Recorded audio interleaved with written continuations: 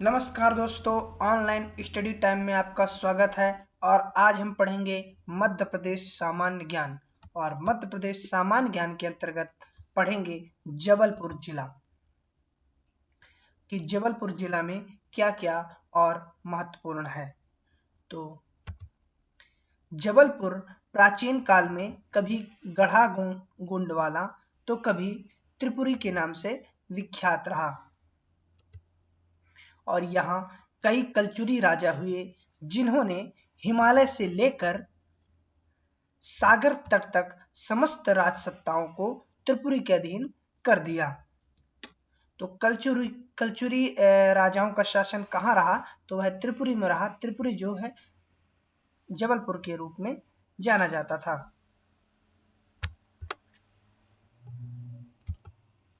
कलचुरी स्वयं को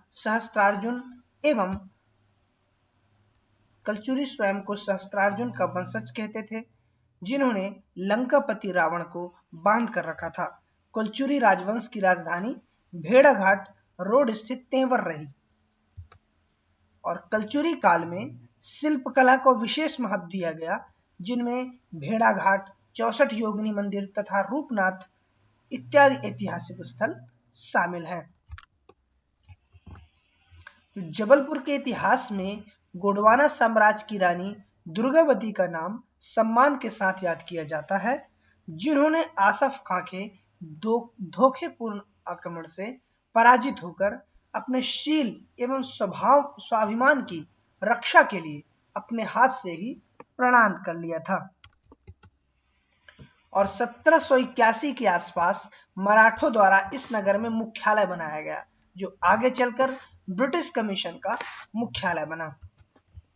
और यह नगर अर्थात जबलपुर नगर स्वतंत्रता संग्राम की लड़ाई में शौर्य, बलिदान और त्याग का साक्षी रहा है, जहां सुभाष चंद्र बोस, पंडित जवाहरलाल नेहरू, महात्मा गांधी जैसे महान सेनानियों ने विद्रोह में अहम भूमिका निभाई।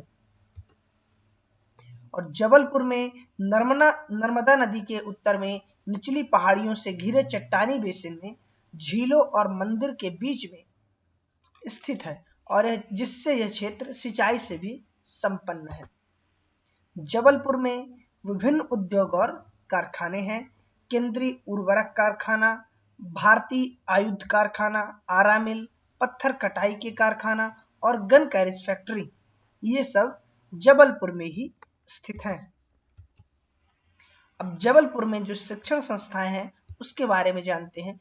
जवाहरलाल नेहरू कृषि विश्वविद्यालय जबलपुर में है, रानी दुर्गावती विश्वविद्यालय जबलपुर में है और जबलपुर इंजीनियरिंग कॉलेज है और पशु चिकित्सा महाविद्यालय भी जबलपुर में ही है। जबलपुर में धुआंधार जलप्रपात है और यह नर्मदा नदी पर स्थित संगमरमर की चट्टानों पर पानी गिरने से धुएं जैसा आभास कराता है, इसलिए इसे धुआंधार जलप्रपात कहा जाता है। यहाँ भेड़ाघाट नर्मदा नदी के तट पर स्थित है, जहां बंदर कूंदनी और मार्बल रॉक्स आकर्षण का प्रमुख केंद्र है। जबलपुर में 64 योगिनी मंदिर है और यह भगवान शिव का प्राचीन मंदिर है। और मदन महल है, और मदन महल का निर्माण राजा मदन सिंह द्वारा करवाया गया था। पिसनहारी की मढ़िया है और यह वास्तुशिल्प और सुंदरता के लिए जाना जाने वाला दिगंबर जैन तीर्थ स्थल है। तो जैनियों का प्रमुख तीर्थ स्थल है पिसनहारी की मढ़िया, जो जबलपुर में है। मध्य प्रदेश की सांस्कृतिक राजधानी के नाम से जाना जाता है जबलपुर, और यहाँ राज्य का पहला नगर निगम स्थापित किया गया था। जबलपुर में पहला नगर निगम स्थापित किया गया था और जबलपुर में सुभद्रा कुमारी चौहान के सम्मान में एक सृजन पीठ स्थापित किया गया। सुभद्रा कुमारी चौहान सृजन पीठ, यह कहाँ है? तो यह जबलपुर में ही है, ये भी याद रख लीजिएगा। क्षेत्रफल की दृष्टि प्रदेश का सबसे बड़ा संभाग भी जबलपुर है।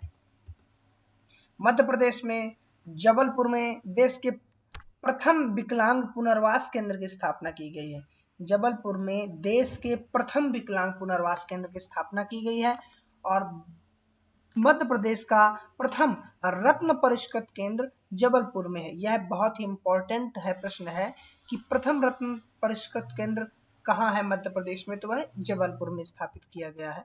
मध्य प्रदेश का प्रथम किसान विश्वविद्यालय जबलपुर में स्थापित किया गया है। और भारतीय वन अनुसंधान केंद्र का क्षेत्रीय कार्यालय भी जबलपुर में है। वन अनुसंधान केंद्र का क्षेत्रीय कार्यालय कहाँ है, जबलपुर में है। जबलपुर को आम जिला घोषित किया गया है और जबलपुर में मध्य प्रदेश का जो उच्च न्यायालय का हेडक्वार्टर है, मुख्यालय है। और थल सेना का शस्त्र स्कूल जबलपुर में है। जो थल सेना है उसका शस्त्र स्कूल जबलपुर में है।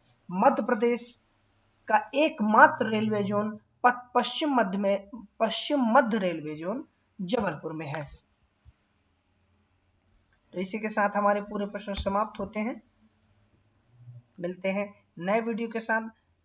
चैनल को प्लीज सब्सक्राइब कीजिए, लाइक कीजिए, दोस्तों के साथ शेयर कीजिए। मिलते हैं अगले वीडियो में, तब तक के लिए नमस्कार, जय हिंद, जय भारत, वंदे मातरम।